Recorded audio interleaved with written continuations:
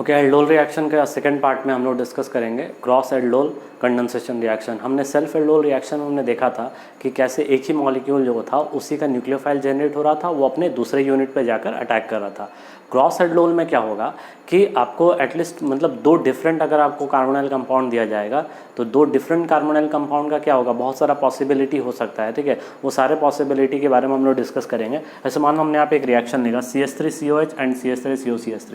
यहाँ ध्यान से देखो, ये दोनों जो कार्बोनाइल कंपाउंड है, ये दोनों कार्बोनाइल कंपाउंड क्या है, बिल्कुल डिफरेंट है। तो ये दोनों कार्बोनाइल कंपाउंड के बीच में जो रिएक्शन होगा, ठीक है, वो हम लोग उस रिएक्शन को कहेंगे क्रॉस एल्डोल कंडेंसेशन रिएक्शन या क्रॉस एल्डोल रिएक्शन। जब वाटर हम लोग बाहर निकाल देंगे तो फिर हम रिएक्शन को क्रॉस एल्डोल कंडेंसेशन रिएक्शन कह सकते हैं। ठीक है, अब देखो सबसे पहले अगर मान लेते हैं आपको बोला जाएगा कि इन दोनों से प्रोडक्ट को तो बहुत सारा बन सकता है। जैसे कि देखो मैं प्रोडक्ट का पॉसिबिलिटी बताता हूँ। सपोज ये इसी के साथ अटैक कर लिया, मतलब कि सेल्फ एल्डोल, उसी तरह इसका भी सेल्फ एल्डोल हो सकता है। तो टोटल सेल्फ एल्डोल प्रोडक्ट कितना बनेगा, 2। ठीक है, एक इसका इसके साथ और एक इसका इसके साथ। अब देखो ध्यान से, इसका जो न्यूक्लियोफाइल बनेगा वो इस पर अटैक कर सकता है और इसका न्यूक्लियोफाइल इस पर अटैक कर सकता है। मतलब कि क्रॉस एल्डोल प्रोडक्ट कितना बनेगा, 2 और बनेगा। मतलब टोटल नंबर ऑफ प्रोडक्ट अगर हम बात करें, ठीक है, अगर हम स्टीरियो आइसोमर इंक्लूड नहीं करते तो टोटल आइसोमर कितने बने, 4। ठीक है, तो ये 4 आइसोमर में ध्यान दो कि 2 सेल्फ बन गया और 2 हमारा क्या बना, क्रॉस एल्डोल बना। अब इस चीज़ को थोड़ा समझते हैं कि जैसे कि मान लो कि क्रॉस में अगर मानो हमारा 2 प्रोडक्ट बन रहा है और सेल्फ में अगर हमारा 2 प्रोडक्ट बन रहा है, ठीक है, तो उस चारों में सबसे मेजर प्रोडक्ट कौन सा होगा। ठीक है, तो मेजर प्रोडक्ट कैसे बनाना है, तो ये बात को अच्छे से समझना। सबसे पहले जो सबसे ज़्यादा बल्कि होगा उससे आप न्यूक्लियोफाइल जनरेट कराओ और जो सबसे लेस हिंडर्ड होगा उस वाले पर अटैक करा दो। मतलब यहाँ पे हमारे पास 2 अलग अलग कार्बोनाइल कंपाउंड है, तो जो सबसे ज़्यादा बल्कि दिख रहा है, दोनों में ज़्यादा बल्कि कौन दिख रहा है, ये, इससे न्यूक्लियोफाइल बना लो। ठीक है, और इससे न्यूक्लियोफाइल बना के क्या कराना, उसको इस पर अटैक कर देना, क्योंकि यहाँ पे हिंड्रेंस क्या है तुम्हारा, कम है। तो इससे देखो क्या होगा कि जैसे मान लो कि ऐसा क्यों हम कर रहे हैं, ठीक है, इसके बारे में भी हम लोग समझेंगे। तो सबसे पहले यहाँ पे इस रिएक्शन में ध्यान दो। जैसे कि मान लो कि हमारा 2 अलग अलग कार्बोनाइल कंपाउंड दिया हुआ है, ठीक है, सारे पॉइंट्स को भी डिस्कस करेंगे एक एक करके। पहले यहाँ देखो, ये दोनों कार्बोनाइल कंपाउंड हमारा दिया हुआ था, इन दोनों से पहले हमने न्यूक्लियोफाइल बना लिया। अब ये बताओ दोनों कार्बन आयन में सबसे ज़्यादा स्टेबल कार्बन आयन कौन है। तो ज़्यादा स्टेबल कार्बन आयन कौन है, ये, तो हम कहेंगे ये। तो अगर ये ज़्यादा स्टेबल कार्बन आयन है तो उसका न्यूक्लियोफिलिसिटी कम होगा। ठीक है, इसलिए सबसे पहले इन दोनों में जिस भी कार्बन आयन का न्यूक्लियोफिलिसिटी ज़्यादा होगा, हम वो न्यूक्लियोफाइल बनाना ज़्यादा तुम्हारा प्रेफर करेंगे देन कि वो न्यूक्लियोफाइल जिनके न्यूक्लियोफिलिसिटी कम होगा। तो न्यूक्लियोफिलिसिटी क्या होता है, इन्वर्सली प्रोपोर्शनल टू क्या होता है, उसका स्टेबिलिटी। तो जब इन दोनों में हमने देखा स्टेबिलिटी, तो ज़्यादा स्टेबल तो ये था, इसका न्यूक्लियोफिलिसिटी कम होगा, इसका न्यूक्लियोफिलिसिटी ज़्यादा। तो ज़्यादा बल्कि कार्बोनाइल कंपाउंड से न्यूक्लियोफाइल बनाने का रीज़न क्लियर हो गया, क्योंकि उसका न्यूक्लियोफिलिसिटी होगा ज़्यादा ड्यू टू लेस स्टेबिलिटी। अब ध्यान से समझना कि उसको लेस हिंडर्ड में अटैक कराएंगे तो और ज़्यादा फेवर करेगा। सपोज मान लो इसका न्यूक्लियोफाइल बना और यहाँ जाके अटैक कर रहा, तो यहाँ पे एक बस हाइड्रोजन का हिंडर्स मिलेगा, एक CH3 का मिलेगा। अब जब यहाँ का न्यूक्लियोफाइल बना के जब इस पे जाके अटैक करेगा तो दोनों मिथाइल का उसको क्या मिलेगा, हिंड्रेंस मिलेगा। इसीलिए अगर मेजर प्रोडक्ट बनाना है तो उसके लिए सिंपल क्या हमने पढ़ा कि जो ज़्यादा बल्कि होगा आप उससे न्यूक्लियोफाइल बना लो और अटैक कर दो किस पे, जो हमेशा लेस हिंडर्ड वाले कार्बोनाइल कंपाउंड पे अटैक करा दो। ठीक है, तो यहाँ पर हमने वही कराया। ये पॉइंट में यही लिखा हुआ है कि अगर मान लेते हैं क्रॉस एल्डोल रिएक्शन है, तो अगर आपको मेजर प्रोडक्ट जनरेट करना है, अगर आपसे पूछा जा रहा है बताइए एक सिंगल मेजर प्रोडक्ट क्या है, प्रोडक्ट तो बहुत सारा बन रहा है लेकिन हमसे क्या पूछा जा रहा है, मेजर प्रोडक्ट, तो क्या होगा, तो मेजर प्रोडक्ट के लिए मोर बल्कियर वाले से न्यूक्लियोफाइल बना दो और लेस बल्कि वाले पे जाके अटैक कर दो। देखो हमने वही किया, ये दोनों पहले बना लिया कार्बन आयन, दोनों न्यूक्लियोफाइल में ज़्यादा स्टेबल न्यूक्लियोफाइल ये, तो इसको हम कंसिडर करेंगे क्योंकि इसका न्यूक्लियोफिलिसिटी होगा ज़्यादा। इसको अटैक किस पे कराएंगे, इस वाले यूनिट पे। देखो यहाँ पे हमने अटैक करा दिया। तो ये जो चारों प्रोडक्ट में ये वाला जो प्रोडक्ट बन रहा है ये आपका क्या बन जाएगा, मेजर प्रोडक्ट बन जाएगा। और भी मैं 3 प्रोडक्ट अभी बताऊंगा, ठीक है, फिर चारों प्रोडक्ट का हम लोग अच्छे से एनालिसिस करेंगे कि वो 4 प्रोडक्ट कौन कौन सा बन रहा है।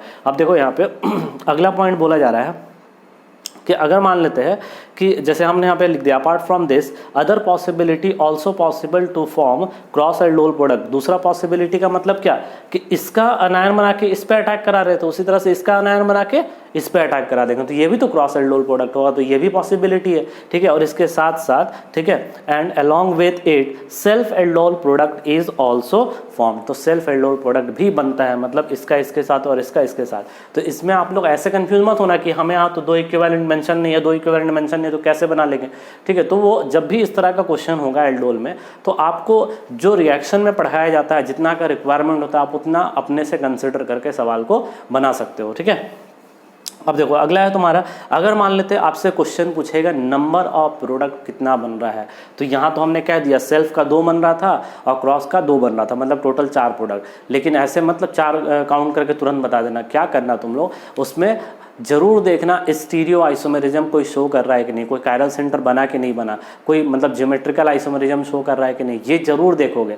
बिना इसके देखे तुम नंबर ऑफ प्रोडक्ट कैलकुलेट करके बता दिए, वहीं गड़बड़ हो जाएगा। इसलिए हमेशा जब भी आपसे नंबर ऑफ प्रोडक्ट पूछे, याद रखना जितने भी आइसोमेरिज्म पढ़े हो सारा आइसोमेरिज्म का पॉसिबिलिटी, तो जनरली स्ट्रक्चरल तो यहाँ पे दिखेगा नहीं, तो ज़्यादातर स्टीरियो आइसोमेरिज्म होता है जो हम लोग ज़्यादातर क्या करते हैं, इग्नोर करते हैं, तो वो कभी नहीं करना है। स्टीरियो आइसोमेरिज्म अगर दिखेगा तो उसको कंसिडर करना है, ठीक है। तो यहाँ पर वही हमने लिखा है कि if number of product is asked then also check whether the product shows any stereo isomerism और नॉट। उसके बाद तुम्हारा अगला है कि अगर मान लेते हैं कि आपको क्रॉस एल्डोल रिएक्शन के लिए 2 कार्बोनाइल कंपाउंड दिया हुआ है, तो दोनों में से किसी एक के पास एटलीस्ट क्या होना चाहिए, अल्फा हाइड्रोजन होना चाहिए, ठीक है। अब जरूरी नहीं है कि दोनों के पास अल्फा हाइड्रोजन हो तो ही क्रॉस तुम्हारा बन सकता है, इस तरह का भी सवाल अभी हम लोग करेंगे, ठीक है। तो यहाँ तक पहले नोट करो, उसके बाद फिर आगे कंटिन्यू करते हैं।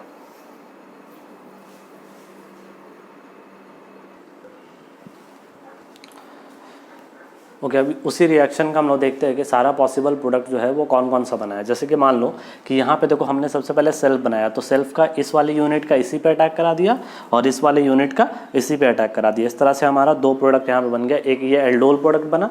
देखो क्वेश्चन आ सकता है कि नंबर ऑफ एल्डोल प्रोडक्ट कितना है, number of aldol condensation product कितना है। एल्डोल बोलेगा तो सिंपल इसके बारे में पूछ रहा है, एल्डोल कंडेंसेशन पूछेगा तो हिट के बाद वाला प्रोडक्ट के बारे में पूछ रहा है, ठीक है। अब देखो ध्यान से यहाँ पे कि यहाँ पे एक कायरल सेंटर है, तो मतलब यहाँ पे 2 प्रोडक्ट एल्डोल का बन गया है। ध्यान से देखो कि ये जो है ज्योमेट्रिकल आइसोमेरिज्म शो कर सकता है, मतलब ये कि एल्डोल कंडेंसेशन का भी सेल्फ अभी तक तुम्हारा कितना बना है, 2, ठीक है। अब देखो यहाँ पे एक सेल्फ का ये जो बन रहा है, यहाँ पे देखो ध्यान से ये एक एल्डोल बन गया, यहाँ पे किसी भी तरह का कोई कायरल सेंटर नहीं बना, मतलब एल्डोल प्रोडक्ट अभी कितना है, 1। इसका फिर हमने कंडेंसेशन करा दिया, मतलब एल्डोल कंडेंसेशन, क्योंकि ये तो जीआई शो करेगा नहीं, यहाँ पे दोनों मिथाइल ग्रुप सेम हो गया। तो अभी तक क्या है कि टोटल अभी तक सेल्फ में कितना सेल्फ एल्डोल प्रोडक्ट बना है, 3, और सेल्फ एल्डोल कंडेंसेशन प्रोडक्ट कितना बना है, 3, ठीक है। यहाँ पे 2 1 और यहाँ पे 2 1 बन गया, ठीक है। अब देखो क्रॉस प्रोडक्ट की बात कर रहे हैं, तो सबसे पहले हमने इसका अटैक इस पे करा दिया। जब इसका अटैक इस पे करा दिया तो ये प्रोडक्ट बन गया, फिर यहाँ से हमने इसको हिट करके वाटर निकाल दिया। यहाँ पे देखो ध्यान से ये जीआई शो नहीं कर रहा है, मतलब इसका एक एल्डोल कंडेंसेशन प्रोडक्ट और ये तुम्हारा कायरल सेंटर नहीं है, मतलब ये इसका 1 हो गया, ठीक है। अब उसके बाद देखो क्रॉस एल्डोल प्रोडक्ट का दूसरा हम लोग देख रहे हैं जो मेजर है। ध्यान से देखो, बल्कि वाला से न्यूक्लियोफाइल बना दिया और इसको अटैक करा दिया किस पे, लेस बल्कि वाले पे। जो जब इसका इस पे अटैक करा दिया हमने, तो देखो हमारा ये बन गया एल्डोल प्रोडक्ट और ये इसको हिट करके एल्डोल कंडेंसेशन। तो देखो ये तो जीआई शो कर सकता है, तो मतलब इसका कितना प्रोडक्ट हो गया, 2। और देखो ध्यान से यहाँ पे कायरल सेंटर भी है, मतलब इसका प्रोडक्ट हो गया 2। तो अब देखो ध्यान से टोटल एल्डोल कितना, सिर्फ एल्डोल पूछा जा रहा है, ठीक है। तो टोटल एल्डोल 2 यहाँ पे बन गया, उसके बाद तुम्हारा 1 यहाँ पे बन गया 3, ठीक है। और उसके बाद 1 यहाँ पे तुम्हारा बन गया 4 और यहाँ पे 2 बन गया 6, मतलब टोटल एल्डोल हो गया 6। अब पूछा जाएगा कि टोटल एल्डोल कंडेंसेशन प्रोडक्ट कितना, ठीक है। एल्डोल कंडेंसेशन मतलब हीट के बाद वाला पूछ रहा है। तो यहाँ पे 2 बन गया था, यहाँ 1 बन गया था 3, यहाँ 1 बन गया था 4 और ये जीआई शो कर रहा था तो इसका बन गया 2, यानी कि टोटल एल्डोल कंडेंसेशन भी कितना बन गया, 6। तो टोटल एल्डोल प्रोडक्ट हो गया 6, टोटल एल्डोल कंडेंसेशन प्रोडक्ट हो गया 6, ठीक है। तो इस तरह से जब भी आपसे क्वेश्चन पूछेगा टोटल नंबर ऑफ प्रोडक्ट, तो इस तरीके से एल्डोल का पूछा जा रहा है या एल्डोल कंडेंसेशन पूछा जा रहा है। ये अक्सर तुम्हारा एडवांस में इंटीजर टाइप में सवाल पूछा जाता है कि एल्डोल प्रोडक्ट कितना होगा पॉसिबल। उसमें सेल्फ भी आपको कंसिडर करना होता है, क्रॉस भी कंसिडर करना होता है और उनका स्टीरियो आइसोमेरिज्म भी कंसिडर करना होता है, ठीक है। तो यहाँ तक नोट करो, फिर कुछ और सवाल हम लोग क्रॉस वाले से करते हैं।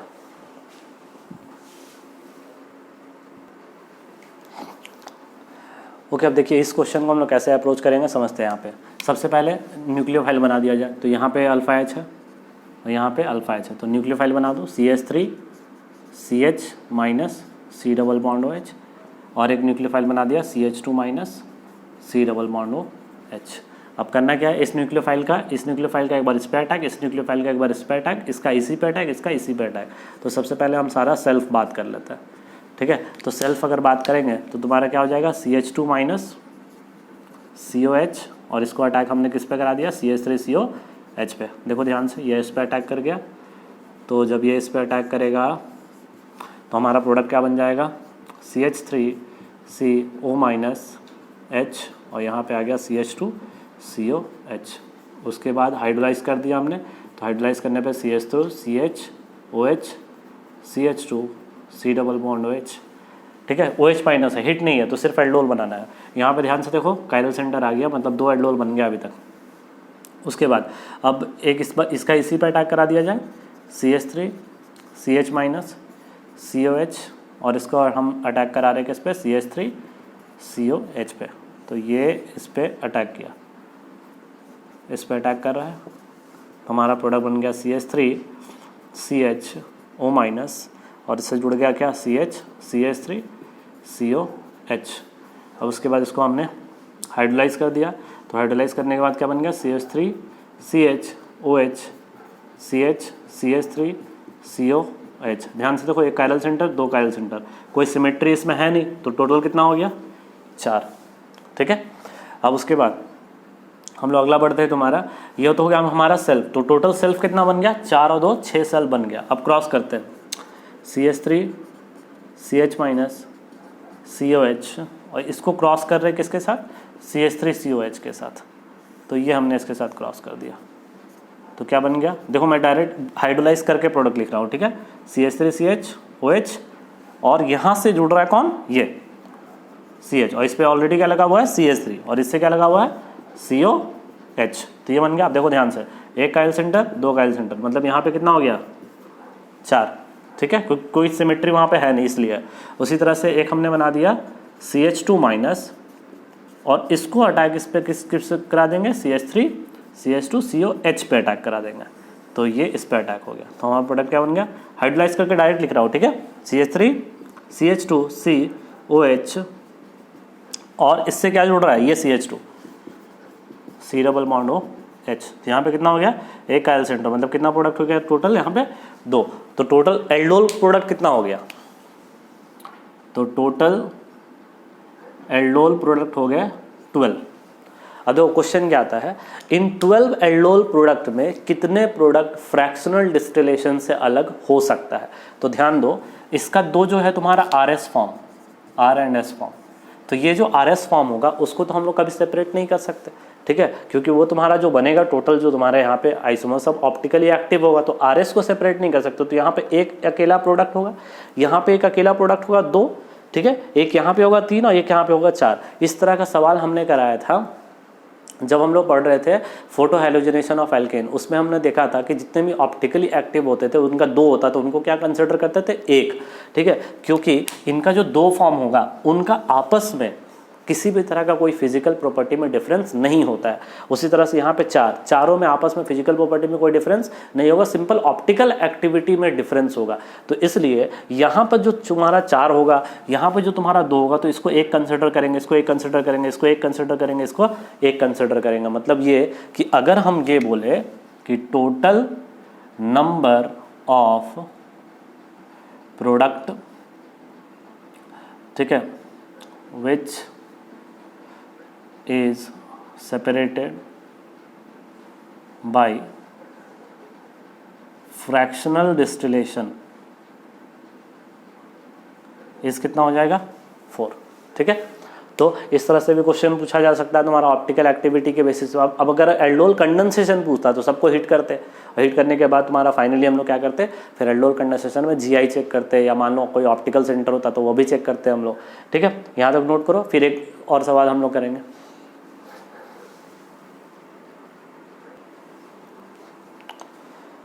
अब देखो हम लोग इस सवाल को कैसे अप्रोच कर सकते हैं। जैसे मान लो CH3 COH HCOH, इसके पास क्या अल्फा H है, नहीं है, तो मतलब ये कि इसका नो सेल्फ एल्डोल, कोई उसका सेल्फ एल्डोल होना नहीं है, इसका तो सेल्फ एल्डोल होगा।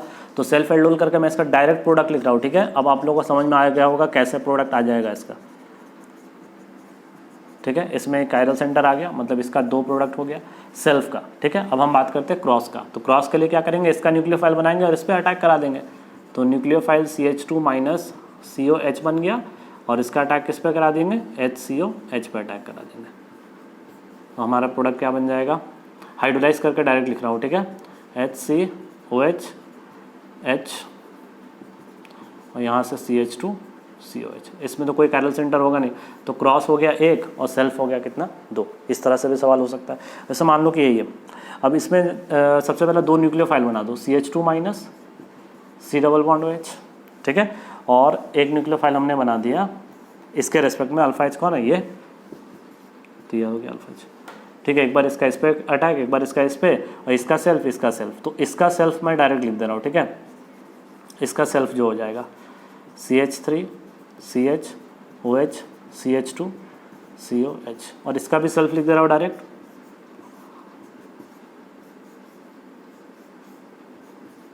ठीक है। ये दोनों का सेल्फ हो गया। अब क्रॉस कर लेते हैं। तो एक बार इसका इस पे अटैक, एक बार इसका इस पे अटैक। तो CH2 माइनस COH का एक बार हमने अटैक करा दिया किस पे, इस पे। तो ये गया इस पे अटैक करने, तो क्या बन जाएगा, हाइड्रोलाइज करके लिख रहे हैं, ठीक है। OH CH2 COH, ठीक है। अब देख लो कोई कायरल सेंटर है कि नहीं, यहाँ पे कोई कायरल सेंटर नहीं है, तो इसका एक ही प्रोडक्ट हो जाएगा। अब एक बार इसका अटैक हम कराएंगे किस पे, CH3COH पे, तो अटैक कर गया। तो अब प्रोडक्ट क्या बन जाएगा, हाइड्रोलाइज करके लिख रहा हूँ, CH3COH, ठीक है। तो यहाँ पे देख लो ध्यान से, अगर हम बात करेंगे इसका, तो यहाँ पे कायरल सेंटर ये जनरेट हो गया, तो ये कायरल सेंटर हो गया और यहाँ पे कायरल सेंटर हो गया। सिमेट्री तो है नहीं यहाँ पे, तो इसका टोटल प्रोडक्ट 4, ठीक है। और यहाँ पे भी एक कायरल सेंटर आ गया था, तो यहाँ पे एक प्रोडक्ट हो गया था तुम्हारा इसका, तो इसका तो हमने सेल्फ करा दिया था, तो इसका 2 प्रोडक्ट हो गया, तो 4 और 2 6।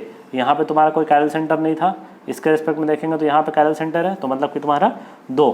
तो देखो टोटल 2 2 4 और 4, यहाँ पे तुम्हारा कितना प्रोडक्ट हो गया, 8 प्रोडक्ट यहाँ पे फॉर्म कर जाएगा इस पे क्रॉस प्रोडक्ट में। इस तरह से तुम्हारा ये कंडीशन आप समझ में आ रहा होगा कि क्रॉस एल्डोल के लिए ज़रूरी नहीं है कि दोनों के पास अल्फा H होना चाहिए। अगर एक के पास भी है तो वो दूसरे के पे आराम से अटैक कर सकता है, ठीक है। जैसे इसी तरह का मान लो एक और क्वेश्चन का एग्जांपल हम लोग लिख सकते हैं।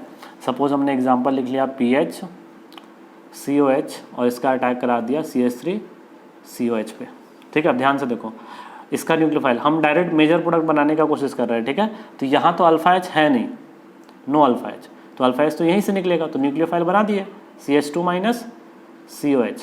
अब इसका अटैक किस पे करा देंगे हम लोग, PH COH पे, मतलब ये OH माइनस के प्रेजेंस में दिया हुआ था, तो ये अटैक इस पे हो गया।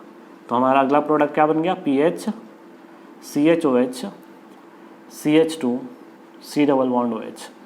उसके बाद वाटर रिलीज हो गया, PH CH double bond CH C double bond OH। अब देखो ध्यान से, यहाँ तो हीट नहीं था, तो हीट नहीं है, फिर भी यहाँ से वाटर कैसे निकल जा रहा है, तो याद रखोगे वाटर इसलिए निकल गया ऑटोमेटिकली क्योंकि यहाँ पे इसका जो डबल बॉन्ड था वो थ्रू आउट तुम्हारे किसके साथ आ गया, कॉन्जुगेशन में आ गया। ध्यान से देखो ये पूरा पार्ट यहाँ से कॉन्जुगेशन में आ गया, इसलिए यहाँ पर इस कॉन्जुगेशन के कारण, ठीक है, क्या हो गया, वाटर ऑटोमेटिकली रिमूव हो गया। तो अगर मान लेते हैं कभी भी कोई कॉन्जुगेटेड सिस्टम लाइक बेंजीन अगर लगा हो तो बिना हीट के भी वहाँ पे वाटर आप लोग निकाल सकते हो। और अगर वहाँ पे कोई कॉन्जुगेशन सिस्टम नहीं हो तो बिना हीट मेंशन किए आप, ये नहीं कि तुम्हारा उससे आपसे एल्डोल पूछ रहा होगा और आप एल्डोल कंडेंसेशन का प्रोडक्ट बनाकर आप तुरंत उसको टिक कर दिया, तो वहाँ पे गड़बड़ हो जाएगा, ठीक है। जब बेंजीन वगैरह रहे या मान लो उस तरह का कॉन्जुगेटेड सिस्टम रहे, तब उस केस में आप बिना हीट के प्रेजेंस के आप वाटर को निकाल सकते हो, अदरवाइज कभी भी आप बिना हीट को देखे वाटर को नहीं रिमूव करोगे। तो यहाँ तक आप नोट कर लो, उसके बाद फिर हम लोग दूसरे रिएक्शन में आगे प्रोसीड करते हैं।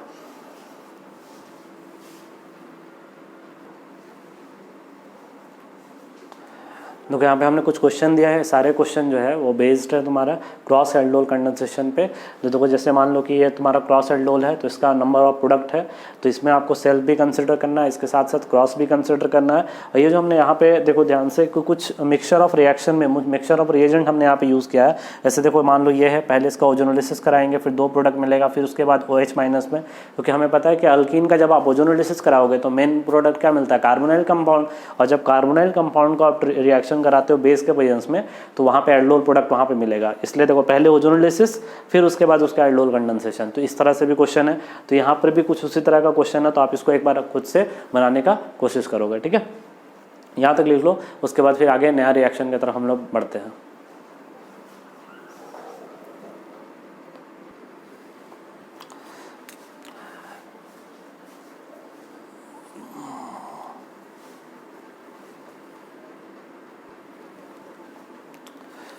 ओके, हमारा अगला रिएक्शन है इंट्रामॉलिक्यूलर एल्डोल रिएक्शन।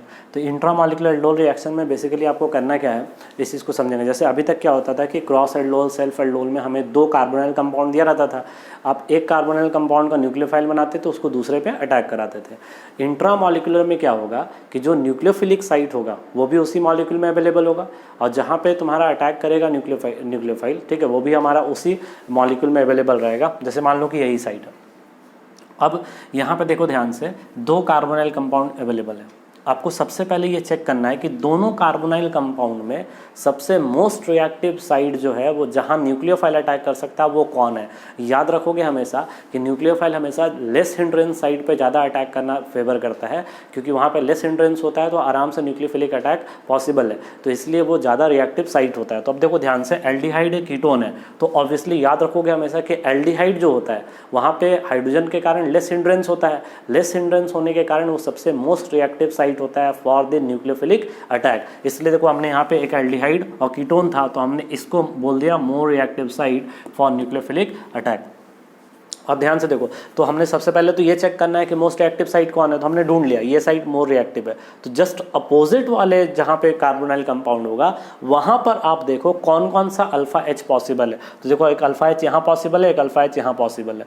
तो दोनों अल्फा एच को मान लो हमने निकाल दिया, तो एक बार यहाँ नेगेटिव आएगा और यहाँ नेगेटिव आएगा, तो दोनों अनायन को हमने बना दिया। देखो एक यहाँ पे अनायन बनाया और दूसरा अनायन यहाँ पे बना दिया। ठीक है, तो इस तरह से हमने दोनों अनायन को यहाँ पे फॉर्म करके ये दोनों अनायन बना लिया।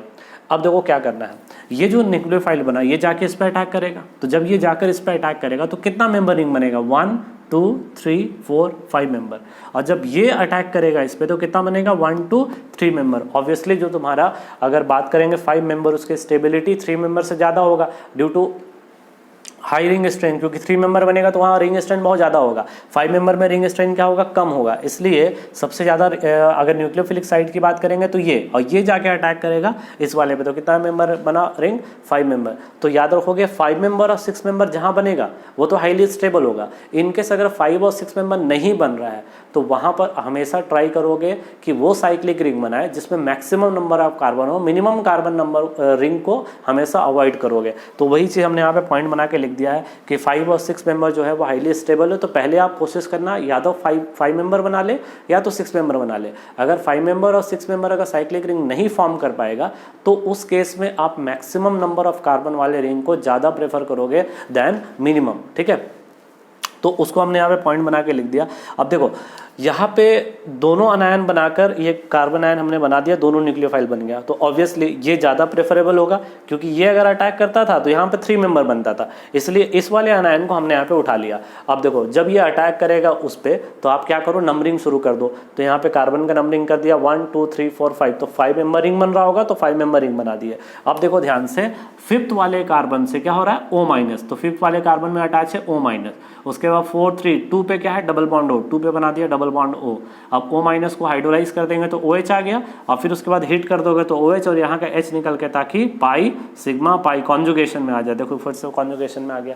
तो इस तरह से रिएक्शन होता है किसका, इंट्रामॉलिक्यूलर एल्डोल रिएक्शन। तो इसमें क्या ध्यान देना है, बात समझ में आ रही है। पहले आप रिएक्टिव साइट ढूंढ लो, रिएक्टिव साइट जैसे ही ढूंढेंगे तो उसके जस्ट अपोजिट वाले से आप क्या करो, अल्फा एच निकालो, और अल्फा एच निकालने के बाद फिर अटैक करा दो। तो इस तरीके से ऐसा हो सकता है कि यहाँ पर भी कीटोन हो जाता है, तब तो फिर आइडेंटिकल हो जाता। तो आइडेंटिकल होता तो फिर हम लोग किस बात को ध्यान देंगे, फिर हम लोग ध्यान देंगे कि 5 मेंबर और 6 मेंबर फॉर्म करना है। 5 6 पॉसिबल नहीं होगा तो फिर मैक्सिमम नंबर ऑफ कार्बन को हम फॉर्म करने का कोशिश करेंगे। तो यहाँ तक नोट करो, कुछ और सवाल करेंगे तो अच्छे से समझ में आएगा।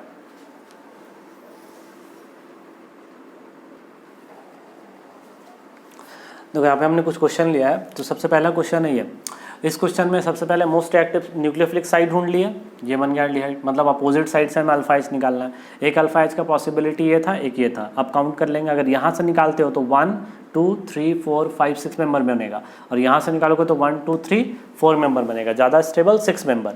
तो इसलिए यहाँ पे हमने नेगेटिव आयन निकाला और नेगेटिव आयन को क्या कर दिया, अटैक इस पे करा दिया। फिर ये 1 2 3 काउंटिंग कर दिए, 6 मेंबर रिंग हमने बना दिया। 6 से क्या अटैच है, O माइनस लग गया यहाँ पे, और सेकंड वाले कार्बन से क्या था, डबल बॉन्ड हुआ, अटैच कर दिया, फिर हाइड्रोलाइसिस कर दिया हमने, ये बन गया। ठीक है, उसी तरह से देखो मान लो ये साइड है। अब इस पे इस क्वेश्चन में तुम्हारा करना क्या है, साइड ढूंढो। तो ये तो तुम्हारा मोर न्यूक्लियोफिलिक साइड हो गया, तो एक तो ये हो सकता है, तो ये अल्फा 2 हो गया, अल्फा 1 हो गया। अगर यहाँ से निकालते हो तो 1 2 3 4 5 6 7 मेंबर बनेगा, और यहाँ से अगर निकालते हो तो 1 2 3 4 5 मेंबर। तो इसलिए कहाँ से निकालना ज़्यादा आसान होगा, अल्फा 2 से। तो अल्फा 2 से निकाल दिया acidic H, CH2 CH2 CH2 C double bond OH। अब इसका अटैक करा दिया हमने इस पे, तो कितना मेंबर बन गया, 1 2 3 4 5। तो पहले 5 मेंबर रिंग बना दो, नंबरिंग कर दो 1 2 3 4 5। अब देखो ध्यान से, 5 वाले से क्या अटैच है, O माइनस, तो यहाँ पे हमने अटैच कर दिया O माइनस। उसके बाद 1 वाले से क्या अटैच है, COCH3, तो 1 वाले से अटैच है C double bond O CH3। अब हाइड्रोलाइज कर दिया हमने, हाइड्रोलाइज करने के बाद हमारा प्रोडक्ट क्या बन गया, COCH3, और यहाँ पे लग गया हमारा OH। ठीक है, तो अब देखो जैसे ये सवाल है, अब इसमें पहले ओजोनोलिसिस करा दिया है, ओजोनोलिसिस कराने के बाद जो प्रोडक्ट बनेगा फिर उसके बाद उसका हमें कराना है एल्डोल रिएक्शन। चलो देख लेते हैं। अगर ओजोनोलिसिस करेंगे तो फिर से वही रूल लगा दो, काटो और साटो। तो यहाँ पे डबल बॉन्ड को काटे, ऑक्सीजन साट दिए, तो तुम्हारा क्या बनेगा, ये बन गया double bond OH, double bond OH। अब देखो ध्यान से, 1 2 3 4 सब आइडेंटिकल है, कहीं से भी निकाल सकते हो। तो ये जो OH माइनस होगा, मान लो यहाँ से H निकाल दिया तो इस पर नेगेटिव आ गया, फिर ये अटैक करेगा इस पर, और ये तो कितना मेंबर बन गया, 1 2 3 4 5 मेंबर रिंग बन जाएगा। तो पहले 5 मेंबर रिंग बना दिया, और उसके बाद देखो 5 वाले से क्या लगा हुआ है, O माइनस, और सेकेंड वाले पे क्या हो जाएगा, 1 वाले पे, तो 1 हो गया, तो 1 वाले पे तुम्हारा मान लो हो गया C डबल बॉन्ड OH। तो उसके बाद हाइड्रोलाइज कर दो, तो हमारा प्रोडक्ट बन गया OH, और यहाँ पे C डबल बॉन्ड OH। इस तरीके से भी क्वेश्चन आ सकता है। जैसे उसी तरह यहाँ पे एक सवाल देखो, अब यहाँ पे दोनों तरफ कीटोन है, यहाँ भी कीटोन है, यहाँ भी कीटोन है। तो अब अल्फा H को हम लोग, अब तो यहाँ पे दोनों अगर सेम हो गया तो फिर क्या देखेंगे कि कितना मेंबर रिंग स्टेबल होगा, तो अब वो चेक करना है हम लोग को। ठीक है, तो देखो ध्यान से, यहाँ से निकालो 1 2 3 4 5 6, या यहाँ से निकालो 1 2 3 4 5 6, इधर से निकालोगे तो 1 2 3 4। तो यानी कि आपका कहीं या तो यहाँ से निकाल सकते हो या तो यहाँ से निकाल सकते हो। मान लो कि हमें यहाँ से निकाल लिया, तो CH2 माइनस बन गया, ये C डबल बॉन्ड O 1 2 3 है, तो CH2 थ्राइस COH, ये अटैक कर दिया किस पे, सॉरी H नहीं CH3। तो अब कितना मेंबर बन गया, 1 2 3 4 5 और ये 6, तो 6 मेंबर रिंग बना दिया हमने। अब देखो 6 मेंबर में 1 2 नंबरिंग कर दो, 2 वाले पे क्या है हमारा डबल बॉन्ड O, उसके बाद 6 वाले पे क्या है O माइनस, तो 6 वाले पे O माइनस, और 6 वाले से ही क्या जुड़ा हुआ है CH3, तो हमने यहाँ जोड़ दिया CH3। उसके बाद हाइड्रोलाइज कर दो, तो हाइड्रोलाइज करने के बाद हमारा final product double bond O, और यहाँ पे हमारा बन गया OH, और यहाँ बन गया CH3। अब अगर हीट होगा तो वहाँ से आप वाटर को बाहर निकाल सकते हो। तो देख रहे हो ना इंट्रामॉलिक्यूलर एल्डोल में किस तरीके से क्वेश्चन पूछ सकता है, यहाँ तक नोट करो। ठीक है, फिर कुछ 1-2 सवाल देंगे तुम लोगों को प्रैक्टिस करने के लिए।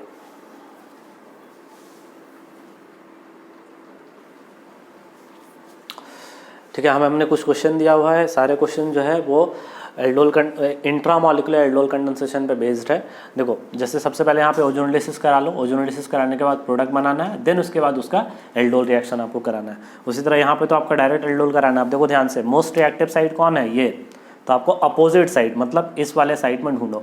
तो अगर यहाँ ढूंढते हो तो 1 2 3 4 5 6 मेंबर फॉर्म कर जाएगा, और अगर मान लो यहाँ से ढूंढते हो तो 1 2 3 4 मेंबर बन जाएगा। तो जो ज़्यादा स्टेबल होगा वो आप लोग प्रोडक्ट बनाने का कोशिश करोगे।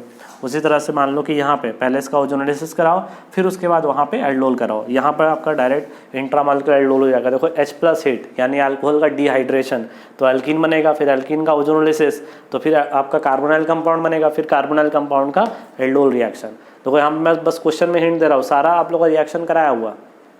उसी तरह से अगला डायरेक्ट यहाँ पे इंट्रामॉलिक्यूलर एल्डोल डायरेक्ट हो जाएगा। उसके बाद इस वाले में देख लो यहाँ पे पहले आपका डिहाइड्रेशन ऑफ अल्कोहल ए बनेगा, फिर उसके बाद ओजोनोलिसिस कार्बोनाइल कंपाउंड बनेगा, फिर उसके बाद एल्डोल सी बनेगा, फिर उसमें रिएक्शन कराना है ग्रिग्नार्ड एजेंट का डी। ठीक है, तो यहाँ तक लिखो, उसके बाद तुम्हारा हम लोग अगले रिएक्शन में बढ़ते हैं।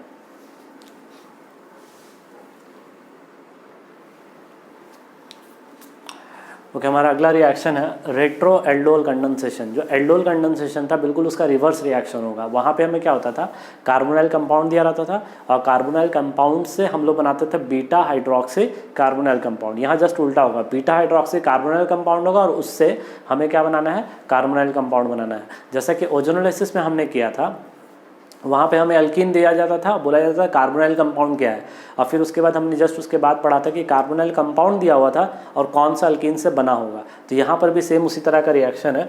तो ये उसी को हमने डिफाइन कर दिया है कि तुम्हारा reaction of beta hydroxy carbonyl compound with dilute alkali to form carbonyl compound is called retro aldol reaction. अब जैसे मान लो, और ये हमने लिख दिया रिवर्स रिएक्शन है किसका, एल्डोल कंडेंसेशन का। देखो यहाँ पे एक एग्जाम्पल है, ये हो गया अल्फा, ये हो गया बीटा, तो बीटा हाइड्रोक्सी कार्बोनाइल कंपाउंड है।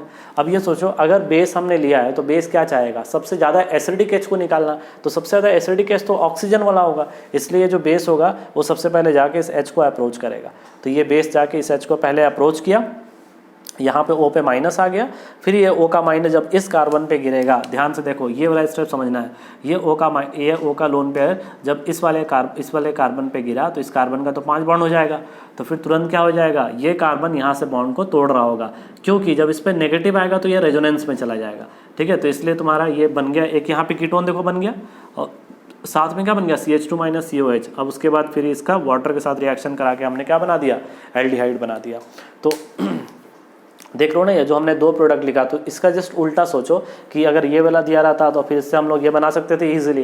तो सेम यहाँ पर भी तुम्हारा वही सेम प्रोसीजर से हम लोग को बनाना है। जैसे मान लो यहाँ पे एक और एग्जांपल दिया हुआ साइक्लिक रिंग वाले का, तो पहला जो बेस होगा वो क्या करेगा, H पे अटैक करेगा, H पे अटैक करेगा तो O पे माइनस आ जाएगा, देखो आ गया, फिर ये इस कार्बन पे गिरा, तो अब देखो ये कार्बन क्या करेगा, यहाँ से इलेक्ट्रॉन को विड्रॉ कर लिया, इस पर नेगेटिव आ गया, तो ये तो इसके साथ रेजोनेंस चला जाएगा। तो देखो यहाँ पे ये बन गया, सबसे पहले एक कीटोन बन गया और साथ में यहाँ पे एक नेगेटिव चार्ज वाला आ गया, फिर इसका हमने हाइड्रोलाइज कर दिया तो ये बन गया।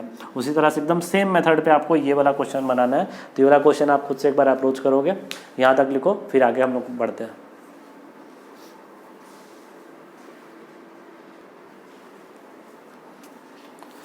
ओके, यहाँ पर भी सेम रिएक्शन है, कुछ रिएक्शन जो है वो सारे रेट्रो एल्डोल पे बेस्ड है। देखो एक इस तरह का एक क्वेश्चन मैं यहाँ पे कर देता हूँ, इस क्वेश्चन को कैसे अप्रोच करना ध्यान से देखो। वही सेम OH माइनस होगा, यहाँ के H को लेके जाएगा, तो ये आपका बन गया O माइनस, ये आपका हो गया CHO। अब ये जब इस कार्बन पे गिरेगा, ठीक है, तो ये कार्बन देखो हमेशा याद रखना कि वो कार्बन इस कार्बन से इलेक्ट्रॉन विड्रॉ करेगा जो CHO जो डबल बॉन्ड O के साथ रेजोनेंस में आ सके। तो आप ये सोचो, अगर यहाँ नेगेटिव आता है तो ये रेजोनेंस में आराम से चला जाएगा, लेकिन अगर यहाँ पे नेगेटिव आता है, तुम अगर सोच रहे हो यहाँ से बॉन्ड तोड़ देंगे, तो अगर यहाँ से तोड़ोगे तो रेजोनेंस में किसी के साथ है नहीं, तो मतलब ये कि बॉन्ड ऐसे टूटेगा। तो उसके बाद जो अगला स्ट्रक्चर है O बन गया H डबल बॉन्ड O और H। अच्छा यहाँ से है ना C डबल बॉन्ड OH और यहाँ पे नेगेटिव। उसके बाद आप इसको हाइड्रोलाइज कर दो, तो हाइड्रोलाइज करने में क्या बन गया, डबल बॉन्ड O H, यहाँ H लग गया CO H। ठीक है, इस तरीके से सारे सवाल को एक बार खुद से आप लोग अप्रोच करोगे, यहाँ तक लिखो, उसके बाद हम लोग आगे बढ़ते हैं।